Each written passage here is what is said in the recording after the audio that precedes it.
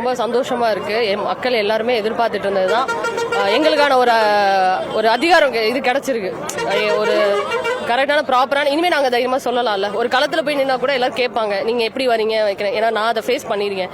எந்த நம்பிக்கையில போயிருக்கீங்க. இப்போ எங்களுக்கு அம்மா சின்னம்மா கட்சி அறிவிச்சிருக்கிறது எங்களுக்கு ஒரு புது வேகத்தை கொடுத்துருக்கு.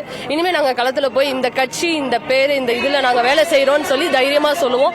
மக்கள் மத்தியில நாங்க போய் கொண்டு போய் சேர்ப்போம். இந்த மாதிரி இந்த இது சார்பா நாங்க வரோம்னு சொல்லி சேர்ப்போம். யாரு அம்மா வேட்பாளரா நிறுத்தினாலும் அவங்கள நாங்க கொண்டு போய் சேர்க்கறதுக்கு எங்களுக்கு ஒரு கட்சி இருக்கு. ரொம்ப சுவாரஸ்யமா இருக்கும். 2026 யாருமே எதிர்பார்க்க முடியாத ஒரு திருப்பு முனையா இருக்கும். யாரு ஆட்சியில் அமையணும்ன்றத சின்னம்மா அவர்கள் முடிவு செய்யக்கூடிய தருணத்துல இந்த இது இந்த சத்தம் தான் தொண்டர்களோட மனநிலைமை. என் சுதாகர், மயிலாடுதுறை மாவட்டம்.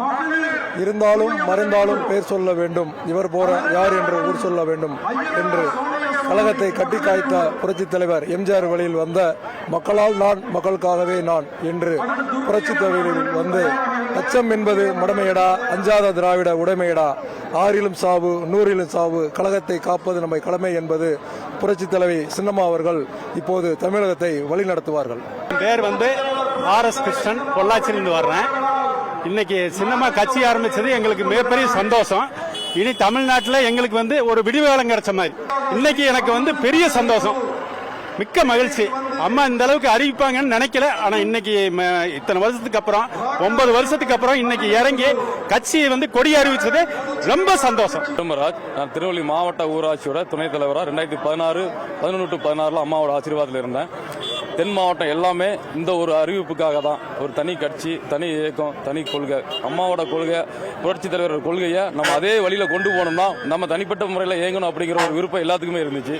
அந்த விருப்பம் இன்றைக்கு நிறைவேறி இருக்கு. தென் மாவட்டம் பூராமே இந்த எதிர்பார்ப்பு இருந்தோம். இன்னைக்கு நிறைவேறிய சந்தோஷத்துல ரொம்ப மகிழ்ச்சியை கொண்டாடுறோம்.